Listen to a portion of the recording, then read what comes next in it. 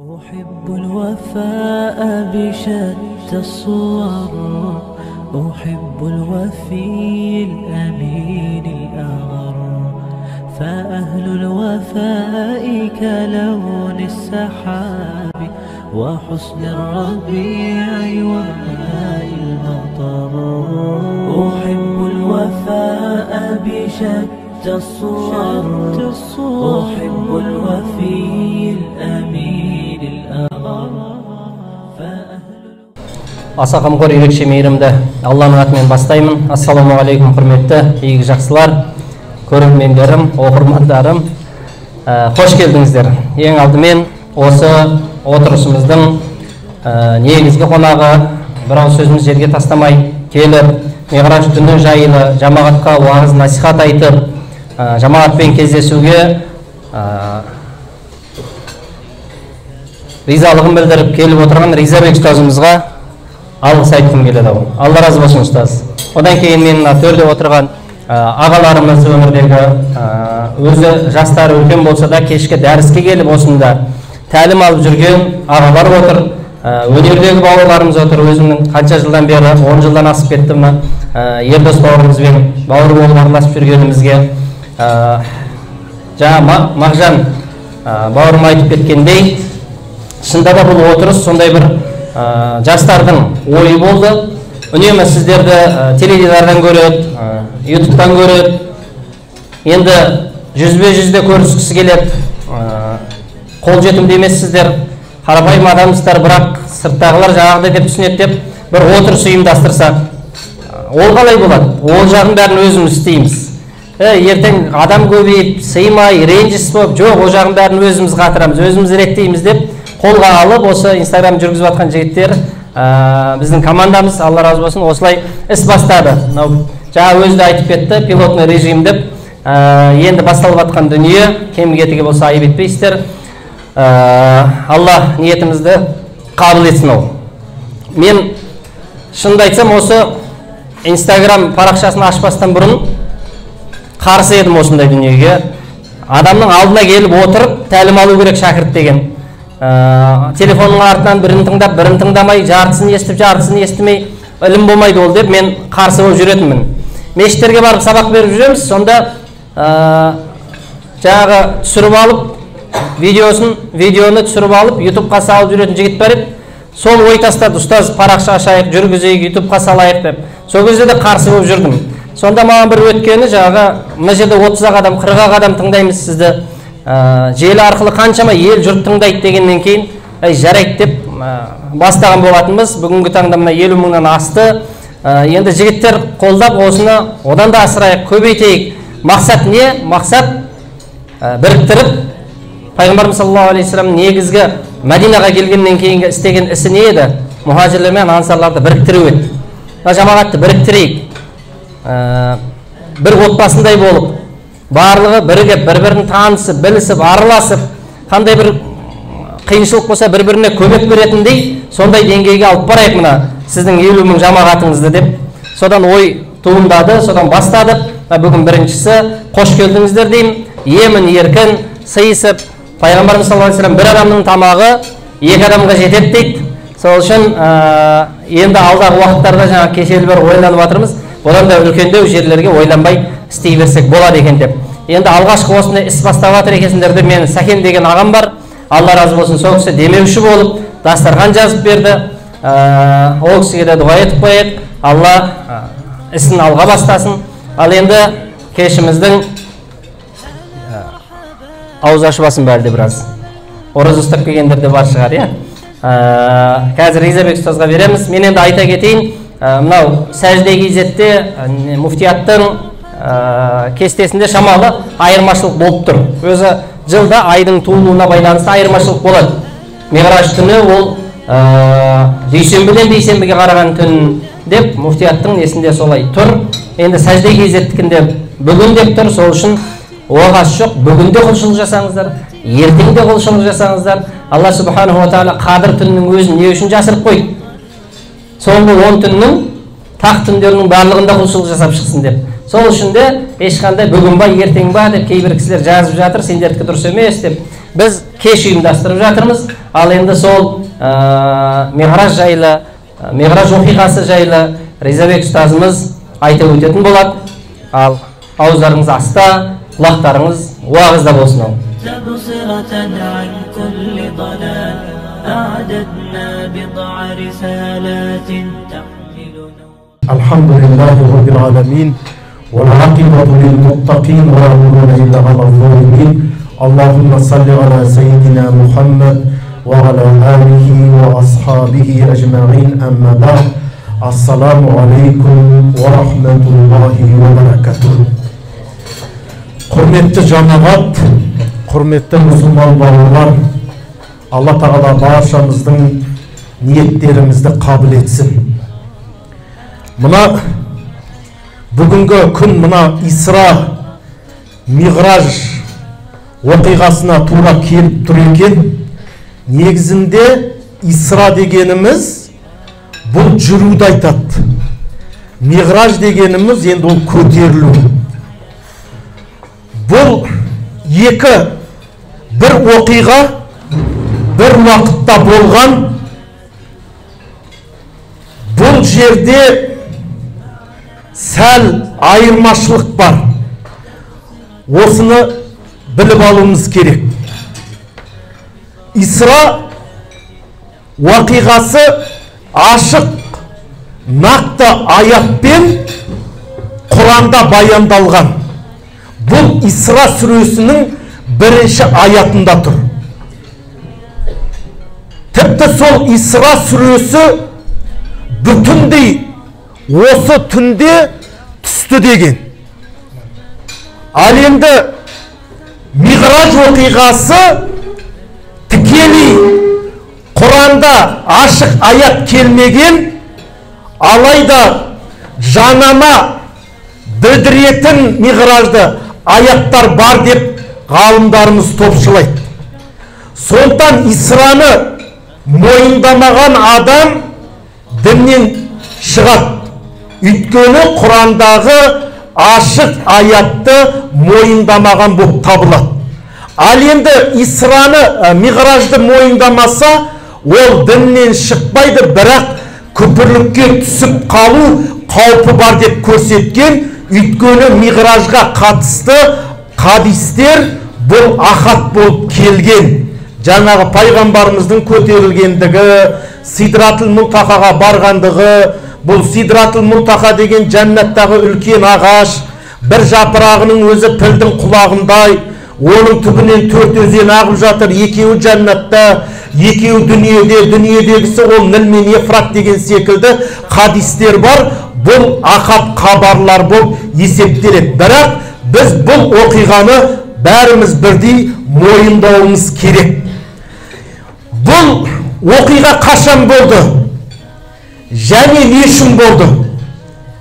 Қараңыздар, бұл оқиға пайғамбарымыз саллаллаху алейхи вассаламға пайғамбарлық келгеннен кейін 12-ші жылы болды дейді. Яғни пайғамбарымызға 40 жаста уақи келген болса, 12 жылғы дағуат, яғни пайғамбарымыз 52 жасқа келгенде хижреттен 1 жыл алдын болған оқиға.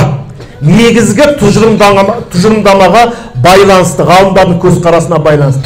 Себебі бұл Миғраждың алдында пайғамбарымыз саллаллаху алейхи вассалам өзінің сүйікті жары, момындардың анасы болған, пайғамбарға қамқор бола білген Хадиша радиаллаху анха анамыздан және негізгі демеуші ағасы Абу Талибтен айырылған болатын.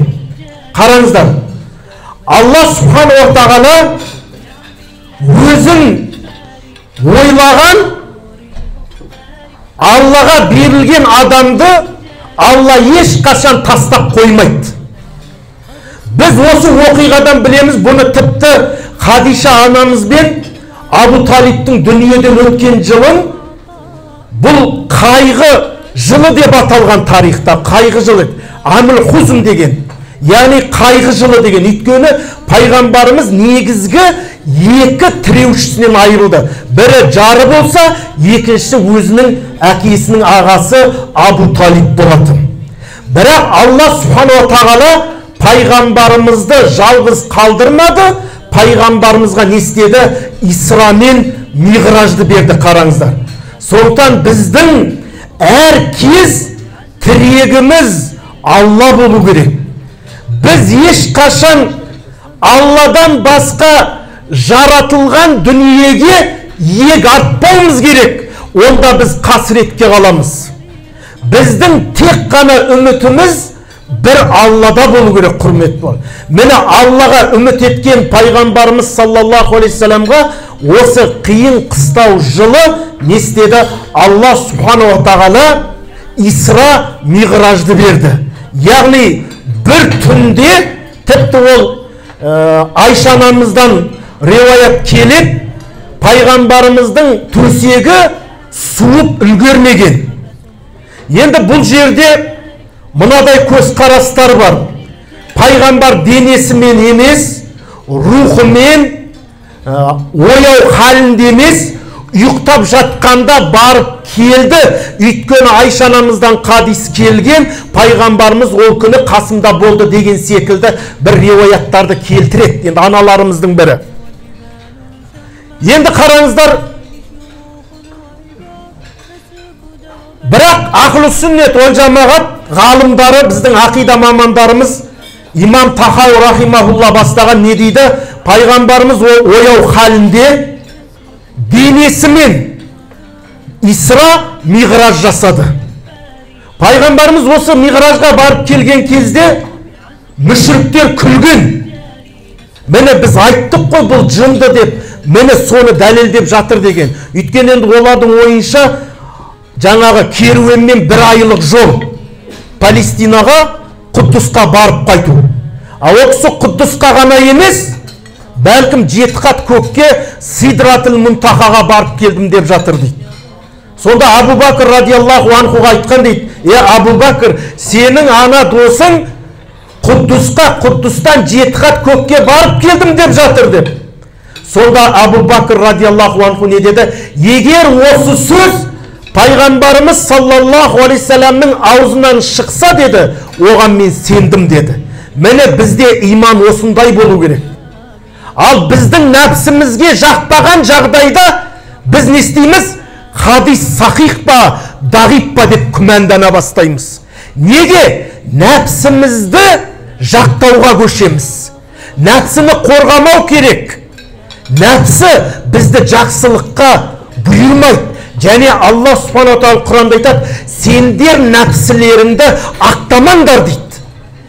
Біз қандай бір нәпсімізге жақпайтын іс көрсек, осы хадис қаншалықты сахих екен, бұл жалған хадис емес пе деп, біз сол ісімізді тоқтатқанның орнына біз ісімізден не істейміз? Нәпсімізді ақтап алуға тырысамыз. Біз бұған жол бермеуіміз керек. Абу Бакр радиаллаху анхуды қараңыздар. Егер бұл сөз пайғамбарымыз саллаллаху алейхи саламның аузынан шықса деді, ол хақ деді.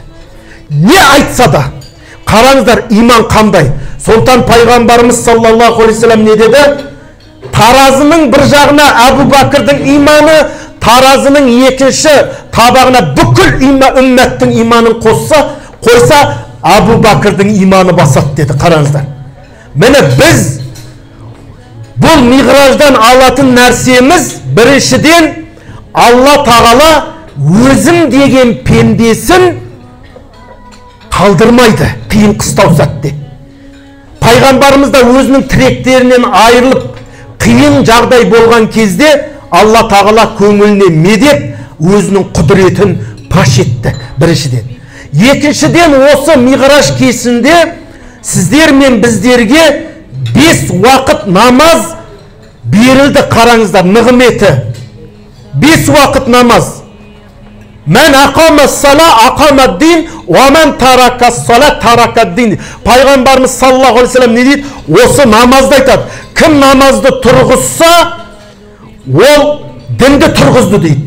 Ал кім намазды тастаса, ол дінді тастады дейді.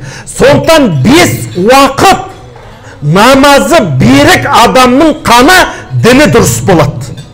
5 уақыт намазға тұрған адамның. Ал 5 уақытқа келмеген адам ол күнәдан арыла алмайды. Жұмаға келіп жүрген, айтқа келіп жүрген жоқ. Ал 5 уақыт намазға келген адам ғана ол күнәдан сақтана алады. Ол адамның діні бар деп айтылады. Діндегі үкімдерге қаралады. Дінде осылай екен, мынау істеуге болмайды екен деп қарайды.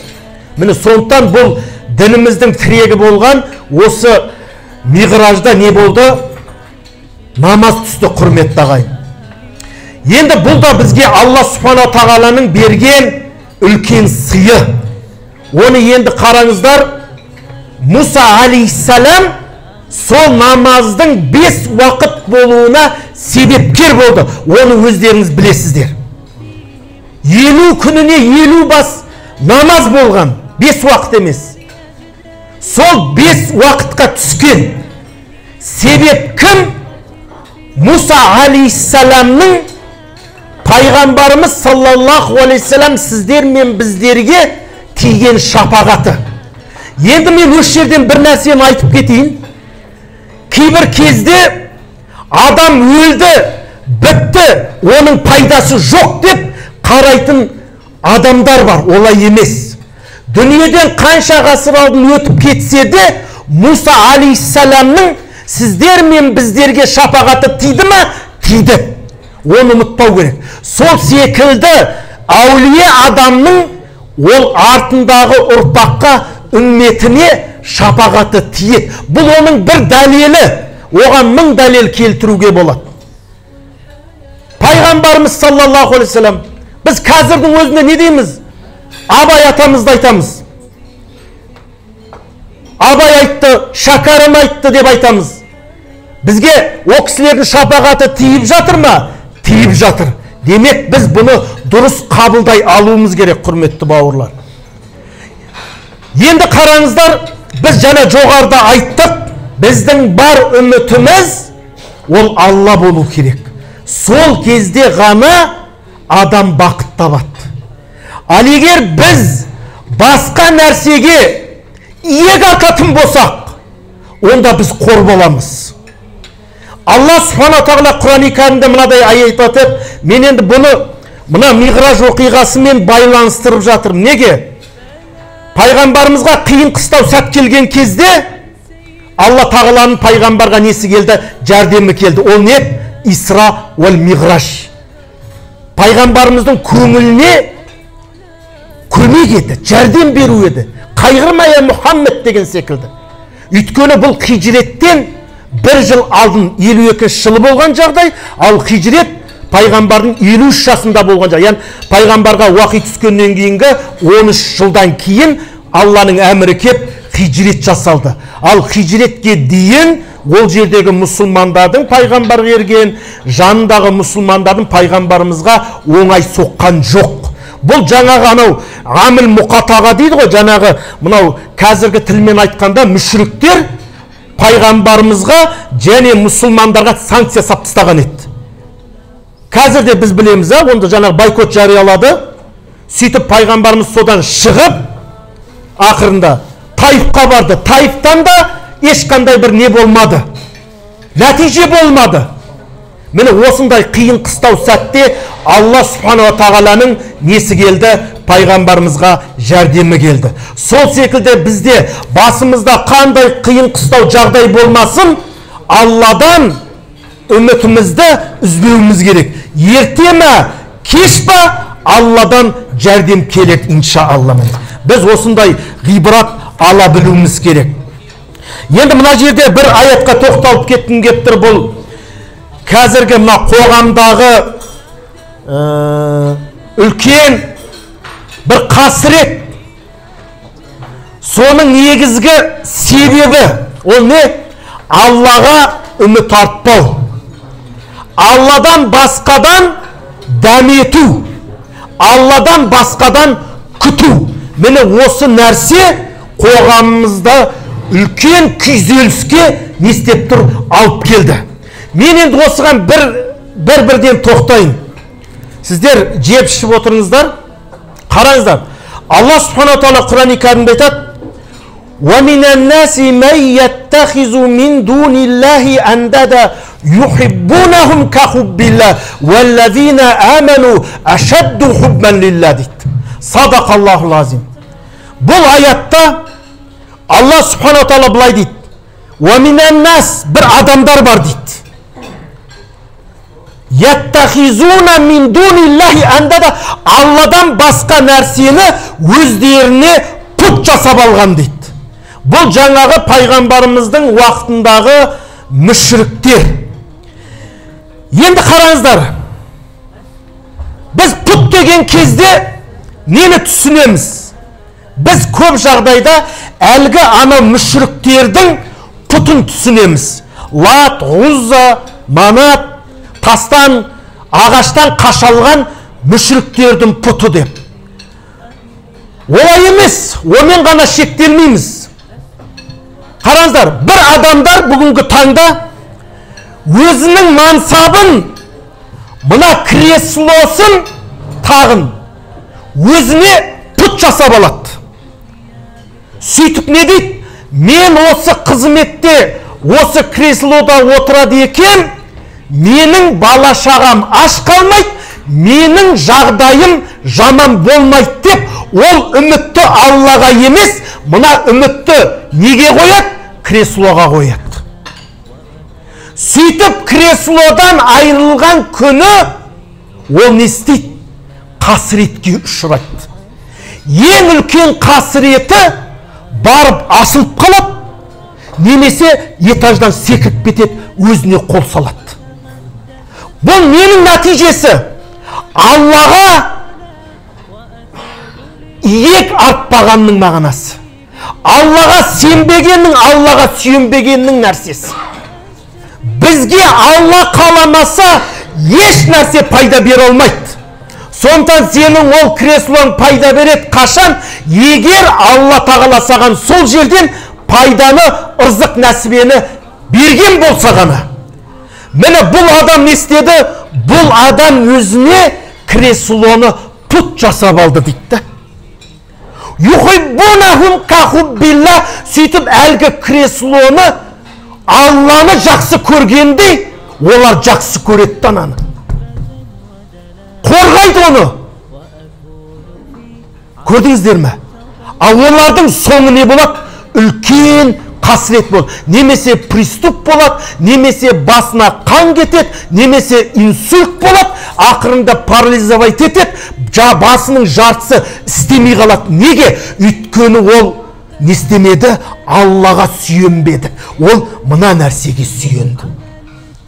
Бұның екінші бір мысалы дүние, ақша. Адам айтады, менде осы шотымда мына миллиард тұрады екен, мен бақыттымын дейді. Ол қайдан болсын, бір күні оған шотын арестке қойған күні, ол ақшаға қол жеткізе алмай қалады. Сол кезде Алладан артық жақсы көріп тұрған дүниесіне қол жеткізе алмаған кезде не істейді? Ол адам тағы күйзеліске түседі. Күйзеліс жаңағыдай. Не аурулы болады, не сал болады. Ең соңында болмаса біреулер не істейді? Өзін атып тастайды, болмаса асып тастайды, басқасына барады. Ол Құдай деп, Құдайдан артық жақсы көрген заты оны бақытқа жетелей алмады. Және ол сол ақшасын, бизнесін Алладан юхиббунахум кахуббилла, Алланы жақсы көргендей жақсы көрді дейді. Сондықтан нәтижесі не болды? Нәтижесі қасірет болады, құрметті бауырлар. Біз бұған да жол бермеуіміз керек. Енді осы арада тағы бір нәрсеге мен тоқталайын. Бұл ерлі зайыпты мәселе. Мына кісі тағы сол баяғы өз темасына кірді демеңіздер. Бұл жерде де бір сәйкестік бар да. Мысалы, Аллаға емес, егер ерлі зайыптылар бір-біріне сенсе, бұның түбі қасірет болады. Қалай? Мен бір мысал келтірейін. Ер адам бір әйелді жақсы көретті. Оны әлгі мүшриктер өздерінің пұттарын Алладан артық жақсы көргенде оны жақсы көреді. Оны біз не деп жатамыз? Адналюттер деп жатамыз, а? Солай ма, Мәке? Сіздер жазбаңыз, тағы бірдеңе жасайын деп отырсыздар ғой. Анау телевизордан шығып кетпейді, мына кісі тағы шығыпты ғой деп. Жазбаңыз. Сіздер анау әйелдермен бәрін соткаларын қосып алдыңдар да? Не керегі бар оның? Біз Алладан үміт етуіміз керек қой. Қараңыздар, сол адам әлгі жарынан айырылған күні күйзеліске түседі. Бітті, мен енді өмір сүре алмаймын дейді. Өйткені оның махаббаты Аллаға емес, оның махаббаты Құдай қосқан жарына болған еді. Болмаса ол жары оны тастап кетсе, ол кезде де не істейді? Ол күйзеліске түседі. Өйткені ол не істеді? Осы жанымда тұрса, мен осымен болсам, менің өмірім бақытты, мен сондай қуаныштымын деп, Аллаға болатын нәрсені ол не істеді? Жарына берген еді. Нәтижесінде жаңағыдай қасіретке душар болады ертең. Айырылған күні. Әртүрлі себеппен. Сол секілді әйел заты да күйеуін меншіктеп алмау керек. Ол ойлайды, тұрмысқа шығады, мынау менікі, Құдай маған тұтастай бере салды деп ойлайды. Сөйтіп әлгі жақсы деген жары екінші әйел алған күні не істейді? Әлгі адам депрессияға түседі. Ол қалай мені айырбастады дейді. Оның үміті сол күйеуі болғандығы үшін оның басына қайғы келеді. Ол көтере алмайды оны.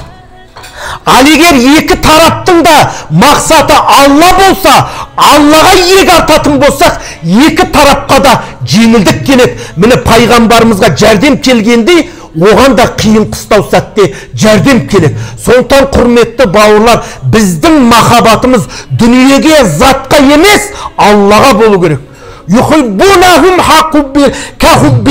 Олар өздеріне пұт жасап алады, оны Алла жақсы көргендей жақсы көреді. Ал шын мәнінде сондай иман келтірген момындар, міне олар тек Алланы жақсы көреді дейді. Сондықтан құрметті жамағат, біздің махаббатымыз, біздің үмітіміз тек Аллада болу керек. Жаңағы жерге мен тағы бір мысал қосайын. Бала, біреу баласын сондай жақсы көреді. Сөйтіп Алла тағала оның баласын алған күні не істейді? Ол да үлкен қасіретке түседі, жынды болып қалады, психбольницадан шығады, не күйзеліске түседі. Жоқ. Бұл дүниеде мәңгі ештеңе жоқ, Алла ғана мәңгі. Біздің негізгі болмысымыз ол мәңгілікке жаратылған. Біз сол кейде сол мәңгілікті іздейміз, бірақ ол бұл дүниеде Алланың жаратқан жаратылысында жоқ, құрметті бауырлар. Ол ойлайды, мен мәңгі жасасам деп, жоқ, жасай алмайды. Әрі кетсе 90-ға, болмаса 100-ге келеді, қаусап дүниеден өтеді. Ол жерде де біздің не? Жастың ұзақтығында бізге не жоқ? Біреу байлыққа жетсем бақытты болам деді. Ол да байлықтан уақытша. Көрдіңіздер ме? Сондықтан біздің негізгі болмысымыз ол ақырет, жәннат үшін жаратылған. Біз кейде сол жәннатқа жаратылған нәрсені біз бұл дүниеден іздейміз. Олай емес. Сондықтан құрметті бауырлар, біз Алладан басқаны өзімізге пір тұтып алмауымыз керек. Яғни пұт жасап алмауымыз керек.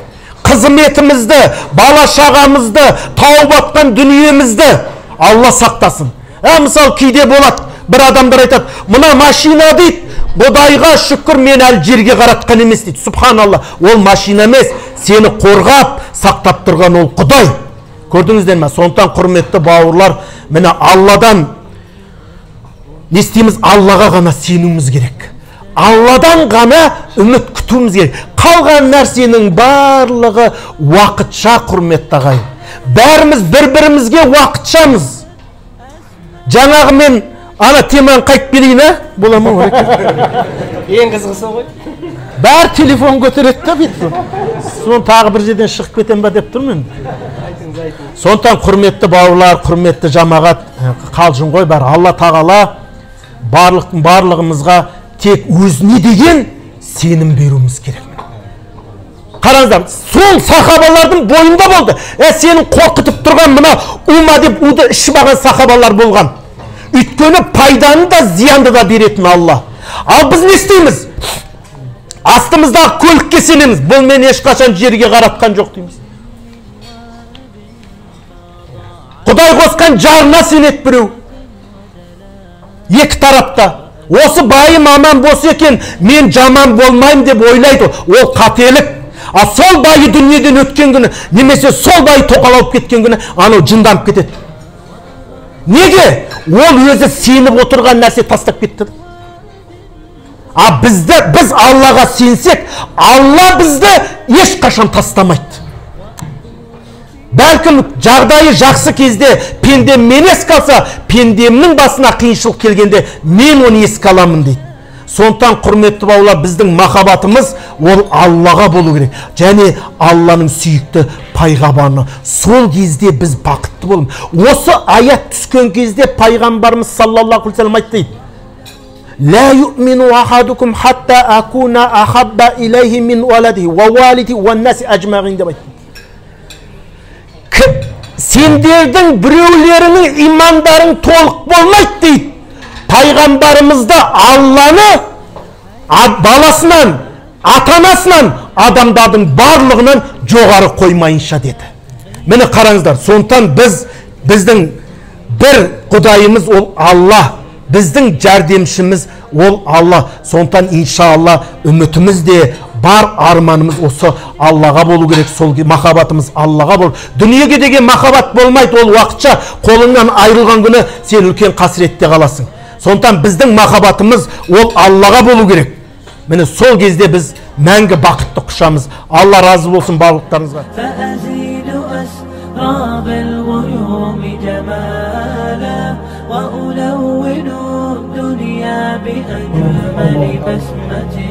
وأكون للخير العميم مثالا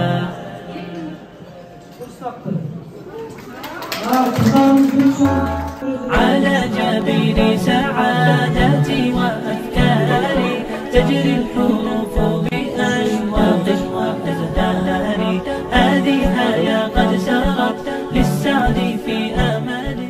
Енді Мағжан, жаңағы сұраққа жауап берген кісілер бар ғой, сол кісілер түртіп алыңыз. Келесі дастарханымызға сол кісілер қиналмай кіретін болсын. Жақсы? Соны реттейсіздер. Бұл бізден бір сыйлық сіздерге. Енді арамызда жаңа айтып отырмыз, кем-кетігін түзеп отырмыз. Болашақта арамызға қатысатын тағы да кісілер болады, қонақтар болады. Сол қонақтардың алды болып келіп отырған өнер адамдарынан Ердос бауырым келіп отыр. Уағыздың кезегін сол кісіге берейік деймін. Бір-екі ауыз өзінің тілегін айта кетсін. Біз мынау қайырымдылық қоғамдық қоры бар, білім қазына деген. Көріп жүрсіздер, біліп жүрсіздер, рекламаларды көріп жатсыздар. Осы Нұр Мүбарак университетінің бір үлкен корпусын көтергелі тұрмыз. Еліміз егемендігін алғалы 3000-дай мешіт салдық, Аллаға шүкір, бірігіп отырып. Көптеген медреселер салдық. Бірақ университет қазақ болғалы бірінші рет салғалы тұр. Өзінің университет. Сол үшін соған ат салысып жүгіріп жүрген бауырымыз жүрген жерінде айтып жүреді, насихаттап жүреді, бөлісіп жүреді. Арнайы келіп жігіттермен бірге вайын қылып та басқаша да қылып түсіріп таратып жүр жанашырлықпен, бір кірпішім болса да деп. Соған енді жанашыр бауырымыз қасымыздан тауып жүр. Ерекеңе кезек берсем, мына бүгінгі кештің атауы да өзі қайыр қылсаң, бүгін қыл деп қойған екен. Енді осы күнге дейін бүтін болып болған шығар енді. Енді қайыр қылсақ бүгін қылайық. Бүгіннен бастайық. Әрқайсымыз шамамыз келгенше, мейлі қаржылай болмаса да ақылымызбен, осы жерде отырып дереу жаңа жанашырлар өздерінің идеясын айтып жатыр. Мен мына жағын көтерейін, мен мына нәрсені істеп берейін. Уағызыңыз тоқтамасын, дауыс естілмей қалмасын деп тікелей эфирде дауыс естілмей қалып жатады ғой кейде. Қайдан білейін оның анау зонып келген кезде өшіп қалатынын. Сол айтпақшы, мынау қайыр қылсаң бүгін қыл, бүгіннен бастайық. Бәріміз жан-жаққа таратып, осыған бір кірпіш болса да ат салсайық. Себебі пайғамбар саллаллаху алейхи ва саллям арттарынан 3 нәрсе барады деді емес пе? Кісі қайтыс болғаннан кейін. Сол үшеуін де жинаған осы жер міне. Осы ғылым ордасы. Три в одном дейміз бе орыс тілінде? Артынан баратын 3 нәрсе не еді? Біріншісі жария садақа. Жария садақа ма? Иә. Жасырып болмайды, ашық, әшкере тұр. Және бұл ғимарат деген нәрсе сондай нәрсе. Ертең біз өмірден өтіп кетіп жатсақ та, артымызда із болып қалатын нәрсе бұл. Қаншама ұрпақ өтіп кетсе де, пирамида тұрма, нені білдіреді? Сол кезеңдегі адамдардың болғанын білдіреді. Бір жерде мешіт болсыншы, 400 жыл, 500 жылдық. Осы жерде мұсылмандардың жері болған дейді. Американы ашқан кім? Бірақ соның өзі қойыншасында, кітапшасында не деп жазады? Мешіттерді көрдім деп жазады. Демек оған дейін кім барып қойған? Мұсылмандар барып қойған. Сол үшін осындай ғимараттар ертеңгі күн не болып тұрады? Белгі болып тұрады бұл. Міне Әл-Фарабидің бойында Есентайдан кейінгі ең биік болып тұрған исламның мұнарасы екен деп. Негізі одан да биік болу керек еді. Оған да атсалысамыз Құдай қаласа. Екінші садақа қандай, екінші ізгілік қандай артынан баратын? Салихалы ұрпақ. Салихалы ұрпақ шығара ма осы жерден? Шығарады бәрекелді. Үшіншісі қандай? Пайдалы білім. Білім ордасы емес па? Сол үшін осы жерге салған әрбір тиыныңыз артыңыздан баратын 3 амалды да қамтиды екен. Ат салсаңыз ба? Қашаннан бастаймыз? Бәрекелді. Қайыр қылсаң, бүгін қыл деген біздің ұранымыз болсын. Осымен енді ары қарай алып кетейік. Себебі шайтан мынандай нәрсе ғой. Бір нәрсе істеймін десең, істетпеуге тырысады, кейінге қалдыруға тырысады. Істеп жатсаң да ықылассыз қылдырады. Сол үшін де Хазіреті Омар бір нәрсе ниет еткен кезде, ертең осы нәрсені істеймін дегенде шайтан келіп азғыра бастағанда не істейді екен? Бүгін істеп тастайды екен соны. Содан шайтан айтады екен, қойшы, бұл жүрген жолмен жүрмей-ақ қойыншы мен. Бұны тоқтатам деп, керісінше сауапты ерте істеп қояды бұл деп. Сол үшін біз де осы ұранды алып алдық. Шайтанға жол бермейік, ниеттендік па, дереу сол уақытта істейік. Істеген нәрсе істеген жерде қалады ол. Ертең деп жүрген адам жүре береді ол. Жаңа ұстаз айтып кетті ғой. Ақшасына арқа сүйенген адам, креслосына арқа сүйенген адам. Хазіреті Али де әдемі айтып кетеді соны. Кімде-кім Аллаға арқа сүйетін болса, ой, қандай қиыншылық көрмейді. Кімде-кім малына арқа сүйеді ма, ол мал азаяды. Біліміне арқа сүйетін болса, ол қор болады, адасады. Кімде-кім өзінің патшалығына, сұлтанлығына арқа сүйетін болса, өзінің тағына, фақат ол қор болады. Кімде-кім ақылына арқа сүйетін болса, мен ақылдың бәр жерден шығатын жол табам деп. Ол алжиды соңында. Ақылдымын деп жүрген адам алжып қалады.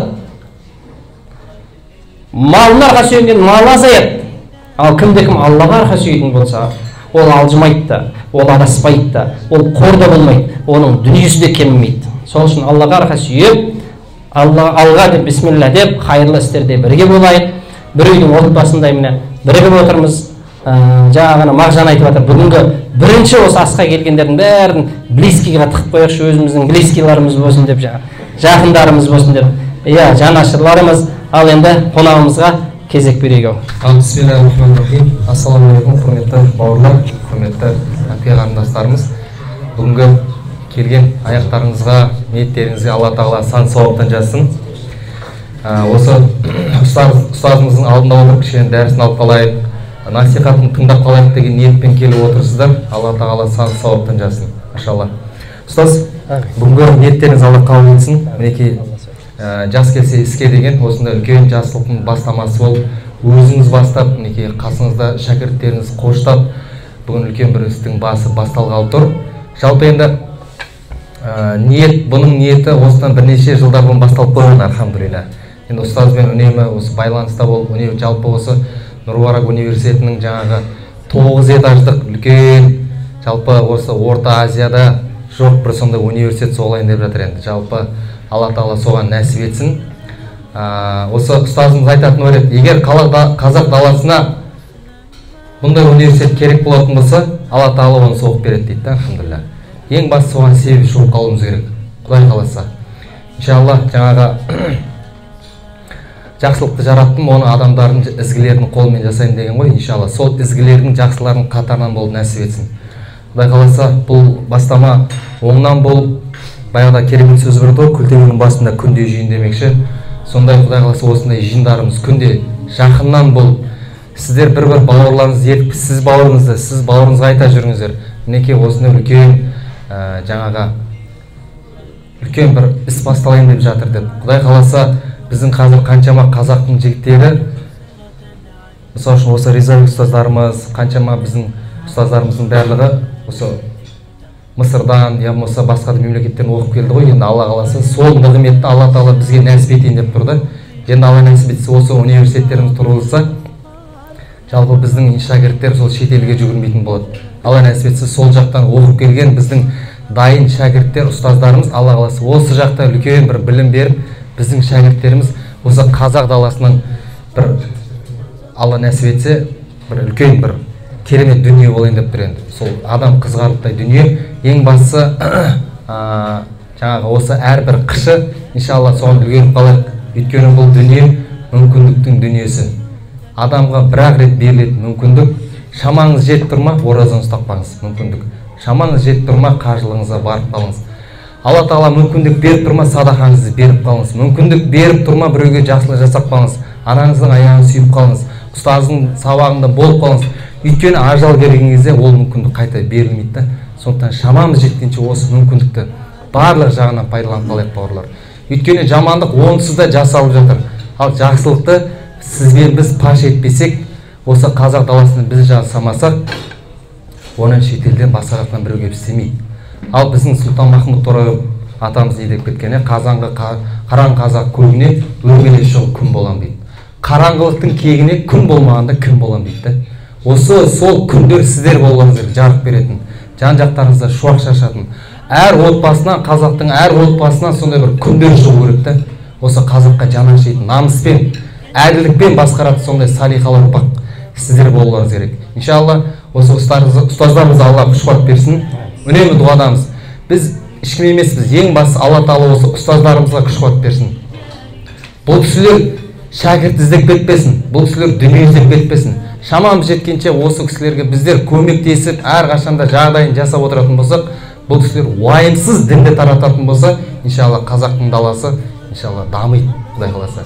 Ең бастысы сол сізбен біздер әрқашанда жанашырлықпен осы қазақ халқына үнімізді қолымыздан келгенше садақамыз, ұстаз айтқанда садақамызды қоса берейік. Өйткені Пайғамбар саллаллаху алейхи хадисін білесіздер, кімде-кім жерде Алланың үйін тұрғызуға жәрдемдессе, Алла Тағала ол қолына жәннаттан орын дайындайды деген. Иншалла, бұл бізге берілген мүмкіндік, жаңағыдай айтқандай. Бір қышын болса да қалап қалайық, мүмкін Алланың мейірімі үлкен, Алла бізге сол университетті соқты деген, иншалла, бір үлкен сауап жазып қояды Алла қаласа. Сондықтан баршаларыңызға Алла риза болсын, Алла берекет берсін.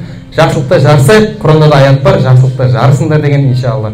Сондықтан бауырлар, келесі жолда тағы да бауырларыңыз ерте келіңіздер, иншалла сұраққа дайындала келіңіздер. Құдай қаласа осы университетте әрқайсымыздың іздеріміз қала берсін. Алла риза болсын. Алла разы болсын. Рахмет. Алла сауапқа жазсын. Енді ұзақтан келген кісілер бар, хабарласып отырып, аман есен жетіп алуын тілейміз. Ұзақта отыра берсек дейді ау, әрине, жақындағылар. Алыстағылар уайымдайтын шығар. Әр нәрсенің өзінің бір шегі бар, уақыты бар. Мен енді қорыта кетейін. Мағжан солай ғой, болып қалды ғой. Әлде тағы бар ма еді бір беретіндерің? Жаңа 10 адамның не үшін мен бөліп, сыйлық алған кісілерді бөліп алып жатырмын. Жігіттердің ұсынысы менің емес, маған салса бәрін кіргізе берем. Келесі жолы келмегендерді де шақырайық. Келмегендер де келсін деп, жаңа түртіп алды ғой енді. Бұлай кіріп кеткендер енді келесі жолы тағы келеді ма? Түртіп алғандар келесі жолы кейінгілерге рұқсат бересіздер. Жаңа Ерекең жақсы айтып берді, шынында да біріксек бәрімізде Алланың уәдесі жер бетіндегі бір мешіттің құрылу барысында бір құрылтайдың ұясындай мешіт соқса дейді. Әрине ондай мешіт болмайды. Яғни мешіттің құрылу барысында жарты кірпіш үлесін қоссаң не беріледі саған? Сарай беріледі. Солай ғой. Енді қараңыз. Осы жерде бір қияс бар. Қияс деген салыстыру. Алла Тағала жер бетінің барлығын маған мешіт қылып берді дейді Пайғамбарымыз саллаллаху алейхи вассалам. Яғни жер бетінің қай жер таза жер таптың, оқып кете бересің, намаз оқуға болады. ғимарат жоқ болса да, далада адамдар жиналып, жаңағы қаланың ортасында, стадиондарда айт намаздар оқылады. Яғни жер бетінің бәрі маған намаз оқитын орын берілді дейді. Демек, намаз оқу үшін бізге қиындық жоқ екен. Бірақ білім алу үшін ше. Отырыңдар, жігіттерге орын беріңдер. Кейіннен келіп жатқан, қосылыңыздар. Білім алуға арнайы не керек? Орын керек. Оған жағдай керек. Оған ұстаздың отыратыны, ұстаздың қаламы, қажеттіліктің барлығы керек. Құран Кәрімнің бірінші аяты құлшылық емес, оқы деп келеді. Себебі дұрыс білімің болмаса, құлшылығың да дұрыс болмайды. Сол үшін де біз соған ат салсайық деп, ұстаз емес, ұстаздық жолда жүргендердің біріміз. Аллах Тағала үнемі сол үйренуші болып өтуді біздерге нәсіп етсін дейін. Осы іске бастадық, бір ақырына жеткізіп, бұдан да кеңейтіп, жақсы әдем мысал келтіріп кеткен Ерекең Әл-Азһармен салыстырып. Әл-Азһарда оқыды ұстаздарымыз, шетелдерде оқыды, енді өзімізде оқыса екен деп. Бізде Әл-Азһардан келген профессорлар осы жерде сабақ беретін. Сол кісілер айтады: сендердің аталарыңның, яғни осы Орта Азиядан шыққан ғалымдардың аят пен хадиске жасаған шархтары бар емес пе? Кеңінен түсіндірмелері. Әл-Азһарда біз соны оқимыз дейді. Сендердің аталарыңның еңбектерін оқытады бізге Әл-Азһарда дейді. Сендерде потенциал бар дейді. Солардың ұрпағысыңдар. Пайғамбар саллаллаху алейхи вассалам қан қуалайды дейді. Яғни бар сендердің қандарыңда сол аталарың. Шығады сендердің ғалымдар әлі дейді. Әл-Азһардан да мықты орталық болуға әбден лайықсыңдар дейді. Барлық мүмкіншілік бар. Араб елінен келгендер қызыға қарайды бізге. 4 мезгіл бар сендерде дейді. Үнемі бір келке емес дейді. Сендердің әрқайсыларың жоқ дегенде 2-3 тіл білесіңдер дейді. Жоқ дегенде 2-3 тіл білесіңдер. Мықтысыңдар дейді. Енді қанның тазалығы 2 бастан. Ар, намысты сондай халықпыз. Алла қаласа бізден де сондай үлкен ғалымдар шығады. Шығып та жатыр, міне жаңа ел барлығы құрметтеп сыйлайтын Ризабек ұстаздарыңыз келіп кетті. Мақсатымыз әр осындай отырыста елдің алдында жүрген, діннің сахнасында жүрген ұстаздарды шақырып, сіздермен кездестіріп, қол алысып, суретке түсіп, етене байланыс болса деген мақсат. Ары қарай Құдай қаласа жалғасады деген үміттемін. Енді кештің арасындағы болатын тақырыптардың тағы бірі Шабан айына дайындық еді. Солай ғой, соған қатысты мен қысқаша тоқтала кетейін. Шабан айына қатысты. Ол қандай ай? Пайғамбарымыз саллаллаху алейхи вассаламның айы. Пайғамбар саллаллаху алейхи вассалам Ражаб Алланың айы, Шабан менің айым, Рамадан үмметімнің айы дейді. Көбі адамдардың көбі Ражаб пен Рамазанға қатты мән беріп, ортасында Шабанға мән бермей қояды дейді. Ал Айша анамыз айтады, Пайғамбар саллаллаху алейхи вассалам Рамазаннан кейін, яғни Рамазан парыз ай ғой оразаның, басқа айлардың ішіне ең көп Шабанды ұстайтын дейді. Рамазанға деген дайындық. Енді біз сол Шабан айына деген дайындықты қолға алайық. Аз күн қалса да Пайғамбар саллаллаху алейхи вассаламның сүннеттерін оқып, ізденіп, қарап, махаббат, пайғамбарға деген махаббат, жаңа ұстаз әдем айтып кетті. Аллаға, оның елшісіне деген махаббат жүректе болмайтын болса, бәрі бірдейін оның. Себебі нені жақсы көресің, сонымен сыналасың ертең. Одан айырылғанда қиналасың. Сол үшін Аллаға және оның елшісіне деген махаббат бізде болу керек. Ражаб айында тырыстық, Шабан айы келе жатыр, көбірек сираны оқиық. Бір жазушыны оқыдыңыз ба? Екіншісін оқыңыз. Біреу бір қырынан ашып жатыр, екіншісі екінші қырынан ашып жатыр. Және осыған дейін мен оқып қойдым демеңіз. Тағы оқыңыз. Себебі сіз оқыған кезде жасыңыз қаншада еді ол кезде? Қазір қаншадасыз? 6 күн сайын адамның клеткасы да жаңарады. Яғни 6 күннен кейін мен емеспін, жаңа клетка, мен клеткалардан тұрам ғой. Жаңа оралхан болады. Басқаша ойлана бастайды ол кезде. Түсінесіздер ғой? Сол үшін қайта оқыңыз. Пайғамбар саллаллаху алейхи вассаламның өмір баянын сахабалар айтады, балдарымызға Құранды жаттатқандай жаттататынбыз дейді. Себебі оны танымасаң, оны сүйе алмайсың. Оны сүйе алмасаң, иманың да сенің кәміл бола алмайды. Осы соңғы 2-3 жерде уағыздарымда тікелей эфирді қосып қойып, мен әрине арнайы осы пайғамбар саллаллаху алейхи уассаламның вафаты, өмірден өткен шағы жөнінде айттым, естеріңізде болса. Дауыс өшіп қалған болса, тағы бір қайталап айтып кетейін. Пайғамбар саллаллаху алейхи уассаламды жақсы көру, ол кісінің айтқан құлақ қабылдауды біздіге иманның шартынан қылып қойды, білесіздер ғой, иманның шартынан қылып қойды. Бір тал мәселесінде сенің шешкен шешіміңе риза болмаса, оны иман қабыл етпейін деді. Кім естіді, қолын көтерсін? Ойбай, аз ғана екен ғой. Или бір кіріп қайтып шығып кетеді ау деймін, мен әжептеуір адам естіп отқан сияқты еді сол кезде прямой эфирде. Жақсы, қайта бір айтып кетейін. Менің кешкі дәріске қатысатын жас үлкен ағаларым отыр. Жастарға осыларды мысал қылып келтіремін. Жас үлкен ақсақал араларында келіп, кешке осы жерден тәлім алады. Кешкісін келіп осы жерден тәлім алады бұл кісілер. Тәлім алу барысында біреу қайтыс болып кетті, бір ағамыз, Абдурахман ағамыз. Кімде-кім тәлім алу барысында өмірден өтіп кететін болса, Аллах Тағала қабіріне 2 періштені бекітіп қояды екен. Қиямет күніне дейін оған тәлім беріп, білімі артады екен. Қабірде оған білім не керек деп ойлайтын шығарсыздар, білім алған сайын сіздің Алланың алдында дәрежеңіз өсе береді. Біз білімді алуды көрмесе, осы жерде уағыз айту, ел жұрттың алдында көріну, бір жоғары болу деп, жоқ. Негізгі білімнің пайдасы өзің дәрежеңді көтеру ақыреттегі. Мына дүниеде барынша білгеніңді біреуге үйрету, ол міндетің, біліміңнің зекеті. Осы кісілер келіп тәлім алады, Алла разы болсын. Пайғамбар саллаллаху алейхи уассаламның алдына бір кісі келеді, айта кетейін, артық етпес. Бір кісі келіп айтады: "Я Расулалла, менің бір көршімнің құрма талы бар." Еске түсіп жатыр ма? Бәрекелді. Тоқтат сылайын, жоқ айтам дейін ба? Сәл көңілді болсын деп жатқаным ғой. Сол себебі қазір жылайсыздар да. Ол күлкі емес.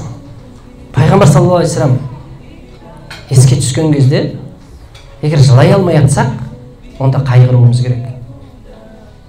Жүректің тас болып кеткені, ол кісінің өмірден өткен шағы, ол кісінің заманы еске алғанда көзімізге жас келмей жатса, қолдан жас жасаңыз бүйтіп.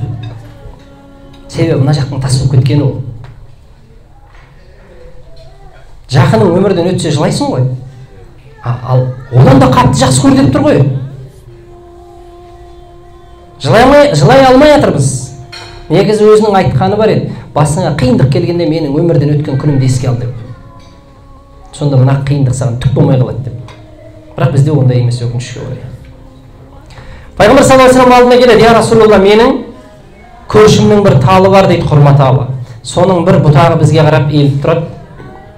Құрма түскен кезде менің балам алып, аузына салып жатса, аузынан келіп жұлып, "Менікі жемейсің" деп.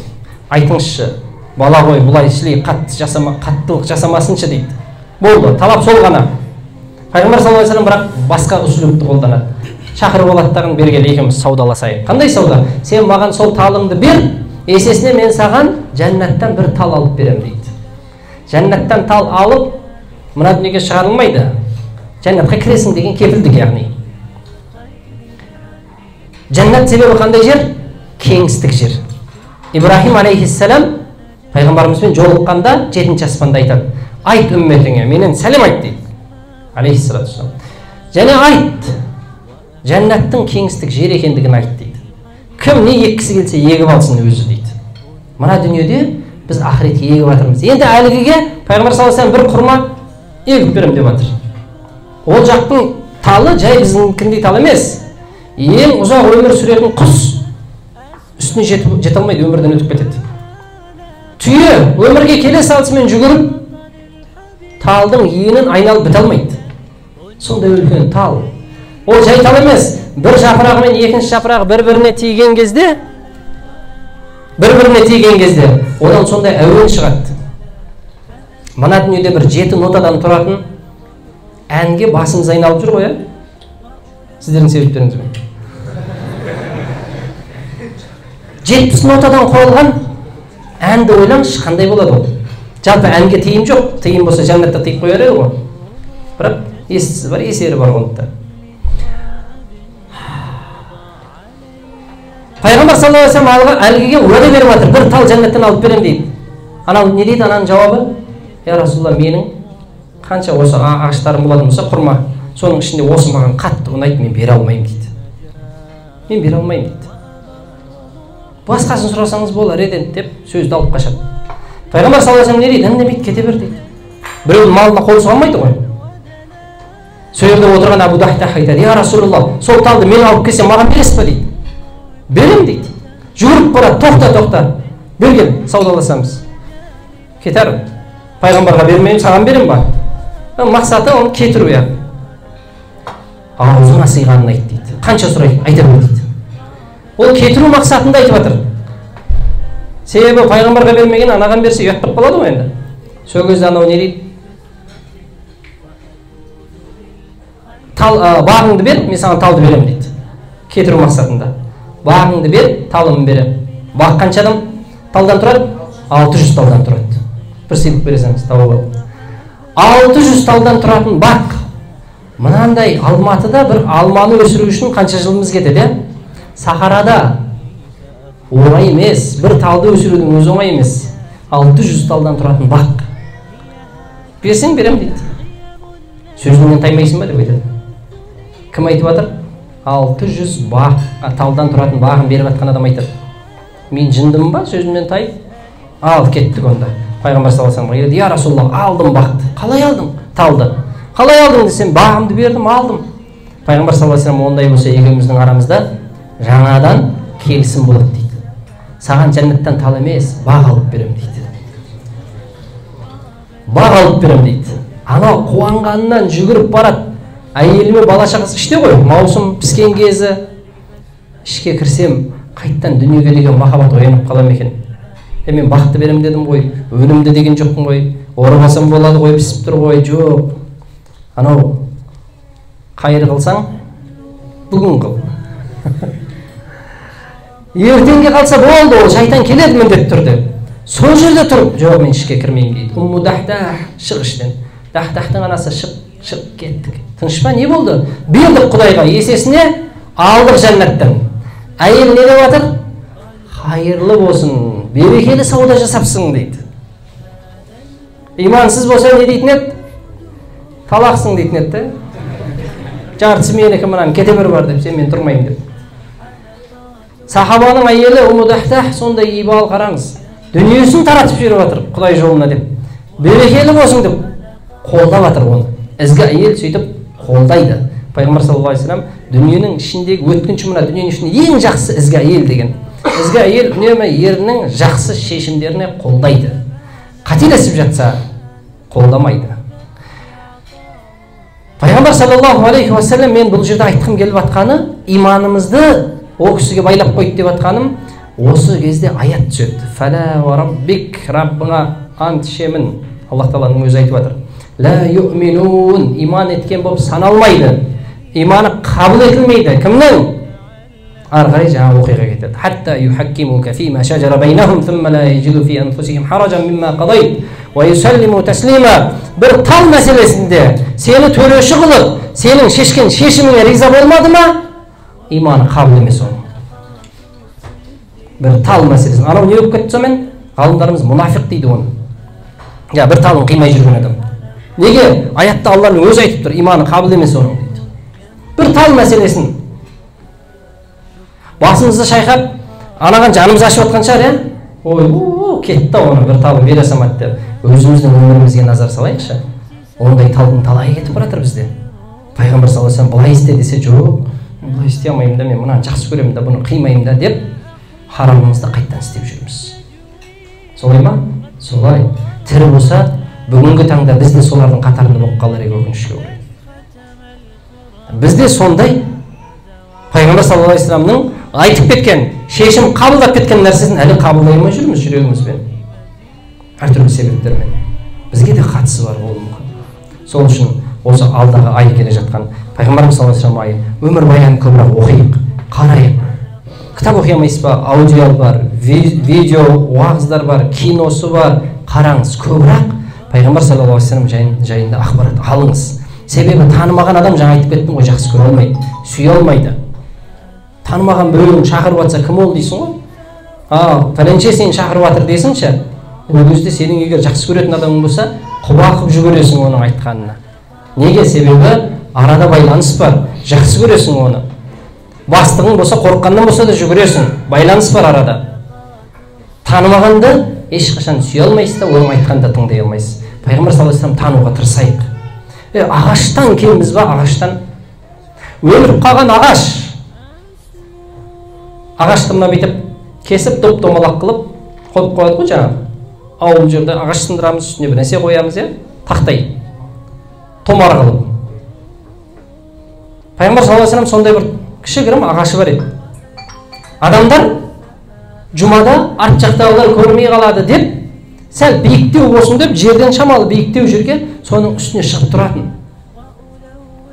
Сөйтіп уағыз айтатын. Ұсыныс келді: "Я Расулалла, сізге мінбер жасап берейікші. Шамалы биіктеу болайықшы. Арт жақтағылар естімей жатыр, көрмей жатыр." Пайғамбар саллаллаху алейхи вассалам келісті. Жасап берді.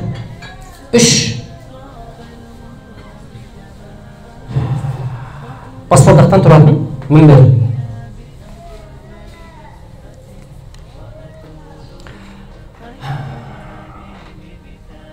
Пайғамбар алейхиссалату вассалам жаңа ағашты сол мінбердің астына жерлеуді бұйырды. Соның астына жерлеңдер деді. Неге? Себебі әлгі ағаш сізбен біздің жасай алмаған нәрсемізді жасады. Сізбен бізде жоқ нәрсе ода бар еді. Өліп қалған ағаш. Кесілген, яғни айтқым келіп жатқаны. Пайғамбар саллаллаху алейхи вассалам мінберді қойғаннан кейін уағыз айтып соған өтіп бара жатқан кезде әлгі ағаш жылайды. Кәдімгі жас бала жылап жатқандай еңіреп тұрып жылайды. Ағаш. Пайғамбар саллаллаху алейхи вассалам келіп жұбатады. Әлгі ағаш енді менің үстімде тұрмайтын болды ғой, маған сүйенбейтін болды ғой, мен пайғамбардан жырақта қалдым ғой деп жылайды әлгі ағаш. Пайғамбар саллаллаху алейхи вассалам келіп жұбатады. Егер мен жұбатпағанымда қиямет күніне дейін жылап тұратын еді дейді. Пайғамбардан жырақта қалдым деп, пайғамбардан айырылып қалдым деп. Сөйтіп менің мына мінберімнің астына жерлеңдер деп сол жерге қояды, яғни соның үстіне шығып тұрайын деп. Пайғамбар саллаллаху алейхи вассалам сол мінбердің үстіне шығып уағыз айтады. Сахабалар да кейде келіп жүгіріп келіп: "Я Расулалла, сіз жәннатқа орныңыз жоғарыда болады. Мен жәннатқа кіретін болсам, мен төменде болып қалмайын ба? Сіз пайғамбарлармен бірге жоғарыда боласыз, мен жәннатта сізді көрмесем, халім не болады менің?" деп. Қараңыз, жәннатқа кіре алмай қалсам деп уайымдап жатқан жоқ. Жәннатқа кіріп сізді көре алмасам не боламын деп уайымдап жатыр. Міне махаббат. Міне махаббат. Сахабалардың. Табиғиндерші соншалықты қатты жақсы көргендігі, Ухуд шайқасында пайғамбар саллаллаху алейхи вассаламның бір тісі сынды деп айтады. Қай тіс екен? Пайғамбар саллаллаху алейхи вассалам: "Бір тіссіз өмірден өткен болса, мен толық тіспен қалай жүрем?" дейді. Қараңызшы. Қағидаға қайшы айтпесе, деннің саулығы сенің аманатың ол. Жоқ. Пайғамбар бір тіссіз жүрсе мен қалай жүрем деп бір тісін сындырып тастайды. Ахмед Яссауи атамыз жердің астына еріккеннен кіріп кетті деп ойлайсыз ба? Пайғамбардан артық күннің көзін көріп мен неге жүруім керек? Хазірет Абу Бәкір қай жасында өмірден өтті? 63. Омаршы 63. Көп ізгілер 63-те өмірден өтеді. Алла ұзақ өмір берсін бәрімізге де. Бірақ Ахмед Яссауи не істеп жатыр? Жердің астына кіріп кетіп жатыр. Мен пайғамбардан артық жер бетін баспай қойыншы, күннің көзін көрмей қойыншы. Шықпады емес, шықты ғой енді. Моншаға барады, басқа, бірақ басым көпшілік уақытын хилветте өткізді. Әлгі табиғин не істеп жатыр? Бір тісін сындырып тастап жатыр. Мүмкін мына тісім екен деп оны да сындырады. Тіпті риуаятта мына тіс пе екен, мына тіс пе екен деп барлық тісінен айырылады дейді. Бүйтіп бара жатсаң ақымақтық, иә? бұл махаббат. Ол махаббат пайғамбарға деген. Хижама жасап, қанын алдырып, мынан ешкім көрмейтін жерге төгіп кел деген сахаба не істеп келді? Ішіп келді. Ақмақтық па? Ақмақтық. Нәжіс қой ол қан деген. Хижама ол екі бастан жаңағы ет пен терінің арасындағы қаннан. Бірақ оны сол нәрсе не үшін баратыр? Пайғамбарды соншалық жақсы көргендіктен. Пайғамбардың қаны менің қаныма араласатын болса, мүмкін мен сол қан бар бұның ішінде деп құтылармын мүмкін. Мүмкін азапталмаспын. Мүмкін тозаққа түспеспін деген пайғамбарға деген махаббат. Сол нәрсені істетіп жатыр. Пайғамбар саллаллаху алейхи ва салламды сахабалар шынайы жақсы көре білді. Хазіреті Али жуындырып отырып, көзіне жас алып отырып, пайғамбарымыз жуындырып отырып айтады: "Я Расулаллах, егер сен тыймағаныңда қайғыруды, жылауды әлемге көрсетерім қайғырудың не екенін" дейді. Сен тыймағанда адам қатты қайғырған кезде аузына ие бола алмай қалады. Не бір сөздер шығып кетеді. Хазірет Омардың білесіздер ғой, не айтты? Басын кесіп адам өлді деген адам деді. Мойындай алмай тұр. Неге? Соншалықты жақсы көргендіктен. Кетті деген нәрсені қабылдай алмай тұр. Жақындарыңыз қайтыс болған шығар талайыңыздың. Денесі ішіп жылы болып тұрады, үміт болып тұрады әлі. Өтпеген шығар. Аяқ жақтан суып бастайды. Жоғары қарап суып келеді. Талай мәйітті ұстадым. Барам, араласып жүргендерім болады ішінде. Ұстап көрем, әлі жылы сияқты, жылы болып тұр. Қайтып қалатын сияқты, қимайсың. Пайғамбар саллаллаху алейхи ва саллям соншалық қатты жақсы көргендіктен Хазіреті Омар не дейді? Басын шауып алам өлді деген адам дейді. Тіпті біреудің айтқанын да көтере алмай тұр. Әбу Бәкір Сиддиқ келеді. Алтынмен жазып қойсаң да теңдесі жоқ ана сөздің. Мән кәна яъбуду Мухаммадан фа инна Мухаммадан қад мат. Кімде-кім Мұхаммедке табынып атқан болса, ол қайтыс болды. Ал кімде-кім Аллаға құлдық етіп атқан болса, ол мәңгі. Ол өлмейді деді. Сөйтіп, пайғамбар да өмірден өтетін жайлы, бұрынғы пайғамбарлар өткендей, пайғамбар да өтетін жайлы аятты оқып, Хазіреті Омар осылай тұрған күйі жерге қарай құладым дейді, отырып қалдым дейді. Пайғамбар саллаллаху алейхи ва салламның өмірден өткен шағы оңай емес, қатты қиыншылық болды, мұсылмандар да қиналды. Тіпті соншалықты сол процестің ұзақтығы 2 күнге жалғасты. Дүйсенбі күні жан тапсырған пайғамбар саллаллаху алейхи ва саллам сейсенбі күні құптанға дейін жалғасты. Неге? Неге дереу жерленген жоқ? Себебі жаназа сізбен біздің жаназамыз секілді емес еді. Жаназасы қалай болды? Аллаху акбар деп 4 такбирден емес. Мені жуындырып, кебіндіріп болғаннан кейін шығып кетіңдер. Бірінші болып менің досым келеді, Жибрейіл. Жанында Микаил бар. Екеуі келіп маған салауат пен сәлем жолдайды. Одан кейін аспанның періштелері келеді. Одан кейін сендерге кезек. Жеке-жеке кіресіңдер. Менің отбасым кіреді, әйелдері кіреді, балдар кіреді, қызметкерлері кіреді. Аяқ жағына тұрып, жеке-жеке келіп, пайғамбар саллаллаху алейхи ва салламға салауат пен сәлем жолдайды. Және үмметтеріме сәлем айтыңдар. Олар одан кейінгілерге айтсын осы нәрсені дейді. Сол нәрсе әлі жалғасып жатыр. Одан кейін кімдер кірді? Мұхажирлер, әйелдері, балдары, қызметкерлері. Одан кейін кімдер кірді? Ансарлар, әйелдері, балдары, қызметкерлері. Және сол іс әлі күнге дейін жалғасып жатыр. Сізбен біз барған кезде не істейміз? Сол жерде тұрып, Пайғамбар саллаллаху алейхи ва саллям қабірінің алдында тұрып, ассалату вассаламу алейка я Расулаллах дейміз. Алланың салауаты мен сәлем болсын саған, я Расулаллах деп сәлем мен салауат жолдаймыз. Өлі адамның қабіріне барған кездегі халде болмауымыз керек.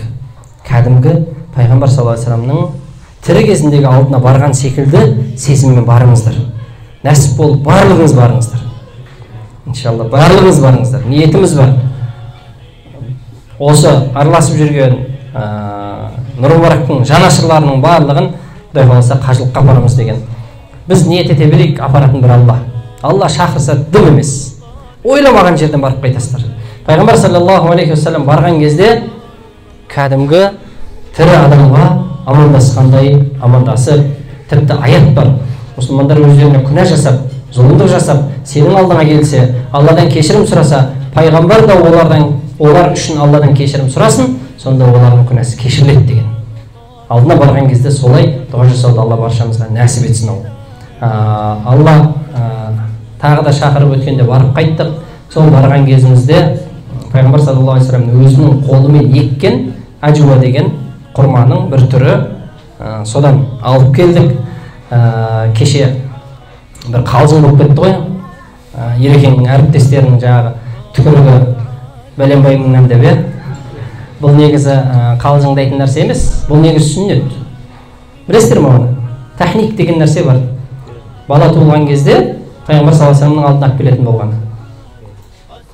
Пайғамбар саллаллаху алейхи вассалам құрманы алып, өзі тістеп, сол тістелген құрманы аузында шайналғаннан алып, баланың таңлайына жағатын болған. Сөйтіп батасын беретін болған. Енді өзі шайнағаннан кейін пайғамбар алейхиссаламның түкірігі араласады ғой, әрине. Баланың аузына түкіру деген сол сүннет. Пайғамбар өмірден өткеннен кейін сахабаларға алып баратын болған, ізгілерге алып баратын болған. Бүгінгі таңда да сол сүннет жалғасады. Негізі ізгілерге алып келіп, түкірту деген сөз сол жаңағы батасын алу, техник жасау. Енді мына жерде сіздерге біреуін бере қойыңыз. Алып келген жаңағы сол әжуа құрмасын мынадай бір пакетке салып қойдық. Өздеріңіз жақсы көрген, сыйлаған, үлкен ауылдағы ақсақал, батагөй кісілер болатын болса, барып, балдарыңызды сол кісілерге техник жасатсаңыздар болады. Енді мен жасап беретін болсам қымбаттау кетеді. Ерекең өзінің бағасын өзі айтар енді, қанша болатын. Жақсы. Қыстырма сөз күлмекке жақсы дейді. Алла ниетімізді қабыл етсін. Шынайы бауырлық дастархан, бауырлас дастархан. Қуанып отырмын. Келе алмай қалған кісілер болатын болса, алдағы уақытта тағы да нәсіп болар. Алла ниетімізді қабыл етсін дейміз. Қайырға, ізгілікке атсалсамыз, бірге боламыз. Қайыр қылсақ бүгін қыламыз деп келіп отырған барлығыңызға да Алла ниеттеріңізді қабыл етсін. Каспий барлығыңызда бар ғой енді. Ішіне кірсеңіздер, қайырымдылық деген, жаңағы төлемдердің ішінде қайырымдылық деген жерге кірсеңіздер, 9-шы болып тұр ғой деймін, қателеспесем, білім қазына деген қоғамдық қор бар. Сол қорға ниет етіп, сол жерге салсаңыздар, осы ғимаратымызға деген үлестеріңіз. Енді сіз бір өзіңіз, біреу саларсыз. Бірақ қанша адамға таратсаңыз, олардың да салғанына сіздер себеп болып жатсаңыздар, сіздерге сауабы тиеді. Алла ниетімізді қабыл етсін.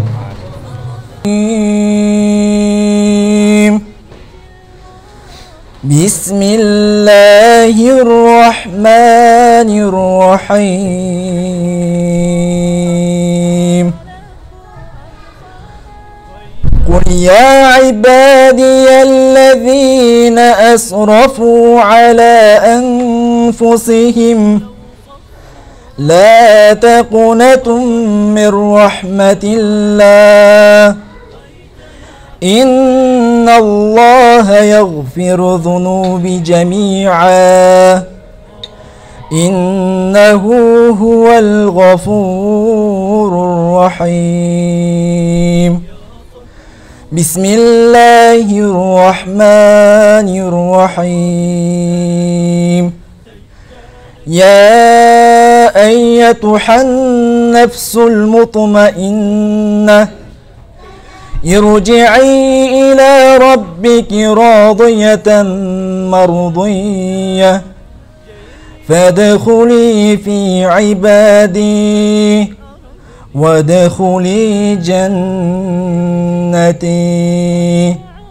صدق الله العظيم.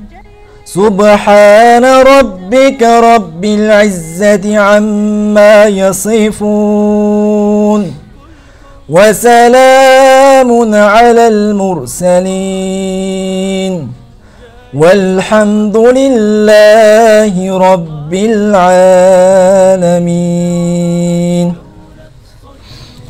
آمين. الحمد لله والصلاة آمنا بالقرآن العظيم واجعله لنا حجة يا رب العالمين. Meyilimi şeksiz, rahmı mol, küllü alemde жоқтан бар етіп жаратқан, жарылқаушы ием Аллах, оқылған қасиетті кәлем шәрифті өзің қабыл еткейсің. Я Раббым, Құранның хақ деген адал деп біліп, Құран арам еткеннен аулақ жүруді баршамызға нәсіп еткен. Я Рабби, бүгінгі осы бас қосуымызды өзің хайырлы отырыстардан қылғайсың. Періштелердің алдында мақтан ететін отырыстардан қылғайсың. Біздер орнымыздан тұрмастан бұрын күнәларың кешірілді, тұрып кете беріңдер, күнәларың кешірілді деген жарылқауға, нидаға лайық құлдардан болуды біздерге нәсіп еткейсің. Я Рабби, өзіңді жаратылыстың барлығынан артық көруді біздерге нәсіп еткен. Жүрегімізде өзіңнен өзгеге деген бұттар болатын болса, солардан өзің тазалағайсың, я Рабби. Аллахым, өзіңнің сүйікті елшіңді ата-анамыздан, бала-шағамыздан, мал-мүлкімізден, өз жанымыздан да артық жақсы көруді біздерге нәсіп ет, Аллах. Я Рабби, нәсіп ет. Я Рабби, нәсіп ет. Біздер оған лайық болмасақ та нәсіп ет, я Рабби. Я Рабби, біз күнәһармыз. Күнә жасап келіп, және де сенің алдыңа қайтып келеміз, я Рабби. Харам істерді жасап қойып, төсекке барып жатсақ та, біздерге ұйқы сыйлап атсын, я Рабби. Сенің бұйрықтарыңды орындамай атсақ та, бізді кешіріп атсың. Бізге ауа жұтқызып атсың. Бізді сусындандырып атсың, бізді тамақтандырып атсың. Сенің айтқанның барлығына кері амал жасап жүрсек те, я Рабби, бізді мейіріміңнен, қамқорлығыңнан тастап қойған жоқсың, я Рабби. Аллахым, бізді сол қате кемшілік күнәлардан арылатын пенделердің қатарынан қыл, тәубе етушілердің қатарынан қыл. Я Рабби, ата-анамызға қызмет етуді нәсіп еткейсің. Ата-анамыз өмірден өтіп кеткен болса, өзің мейіріміңе бөлі, тірі болса олардың ризалығын алуды біздерге нәсіп ет. Я Раббым, елімізге тыныштық бер, халқымызға берекет, бірлік бер. Қайтыс болып кеткендерді, я Рабби, өзің шахидтердің қатарында ет. Я Раббым, еліміз егемендігін алғалы 30 жылдан асса да әлі күнге дейін көптеген қате, кемшілік, күнәлар белең алуда. Оларды тоқтатуға ат салысуды Аллахым біздерге нәсіп еткейсің. Я Рабби, харам істердің жер бетінде болмауына күресуде бізге өзің күш қуат берген, я Рабби. Пайғамбарың саллаллаху алейхи ва саллям сендерге жеткіздім, кейінгілерге жеткізіңдер деді. Біздерге дейін жеткізді, я Рабби. Елінен, отанынан бас кешіп, осы жерлерге дейін келген сахабалар дінді бізге жеткізді, я Рабби. Бізде кейінгілерге жеткізуде күш, қайрат, жігер нәсіп еткейсің. Нәпсіміздің құлы болып кетуден өзің сақтағын, я Рабби. Аллахым, өзгелерге жеткізуден бұрын өзімізді тазалауды, өзімізді тәрбиелеуді біздерге нәсіп еткен. Миымыздағы, жүрегіміздегі ластықтардан, қате түсініктерден арылуды біздерге нәсіп еткейсің. Арамызда отырған жамағаттың ішінде, я Рабби, сені сүйетін, сен сүйетін пенделер бар, я Рабби. Сенімдіміз оларға, Аллахым. Сенің кәләміңді көтеріп жүрген, сенің дініңді үйреніп жүрген шәкірттеріміз бар, я Рабби. Солардың ішіндегі ізгілердің құрметіне дұғамызды қабыл етші, я Рабби. Дұғамызды қабыл етші, я Рабби. Ақ жаулықты аналарымыз отыр қатарымызда. Дүниеге қаншама сәби алып келіп, әр сәби алып келген сайын өліммен күресіп, сенің дініңе қызмет етіп отырған алтын құрсақты аналарымыз бар, я Рабби. Солардың құрметтеріне, я Рабби, дуаларымызды қабыл еткейсің, Аллахым. Я Раббым, осы бастаған ізгі ісімізді жалғасын табуды Алла өзің нәсіп еткейсің. Аллахым, әрбір ісімізде қай жерден қателік кетіп атсақ, бізді түзулеп, туралап отыратын біздегі рахбар нәсіп ет, ұстаз нәсіп ет, я Рабби. Алла, осы білім ордасы Нұр Мүбарак университетіне білім іздеп келіп отырған шәкірттеріміздің уақыттарына, білімдеріне, өмірлеріне, рызықтарына өзің берекетіңді берген. Оларға қызмет етіп отырған, қаржылай, ата-анасының көмегі, аға бауырларының көмегі, қандай да бір осы кісілерге жағдай жасап отқан жандардың баршасының өмірлеріне, рызықтарына берекет бергейсің, я Рабби. Осы білімді қолдайық деп ашылған білім қазына қоғамдық қорының ары қарай дөңгеленіп үлкен алға қойған мақсаттарды, сол мақсаттарды жүзеге асыруда өзің күш қуат бергейсің. Жанымызға жанашырлардың жиналуын Алла өзің нәсіп еткен. Я Раббым, өзіңе ғана бас иеміз, өзіңнен сұраймыз. Бізге не нәрсенің қашан, қай уақытта қажет екенін сен жақсы білесің, я Рабби.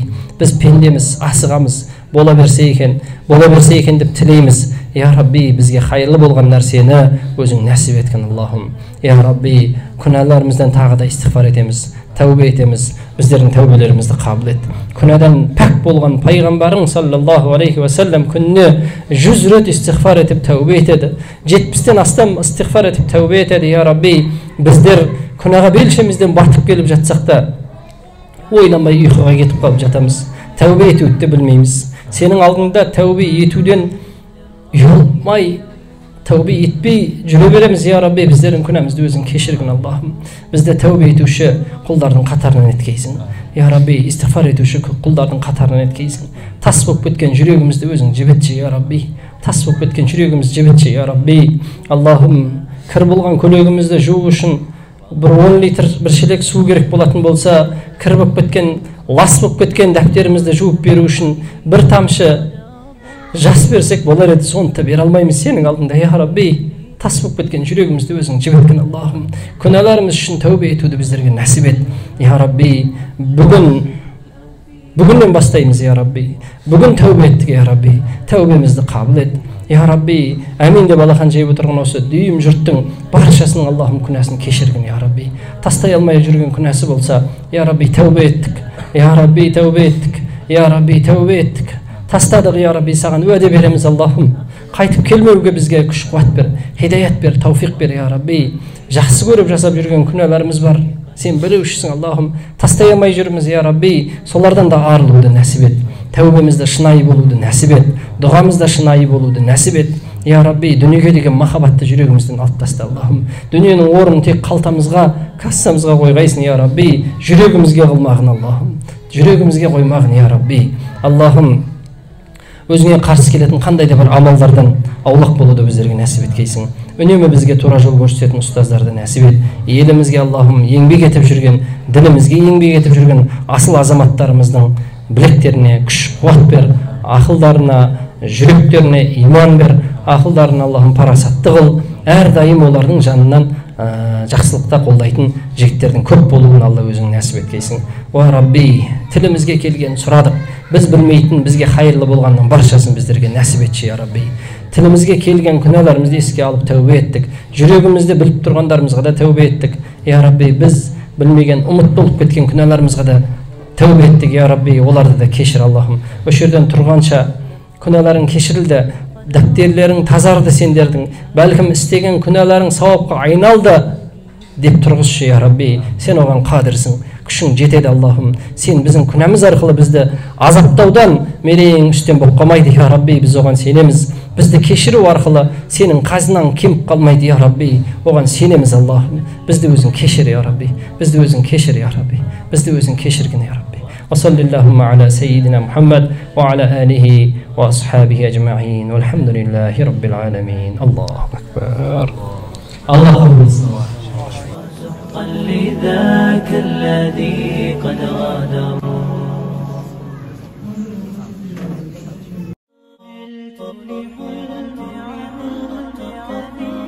عملت لحلمي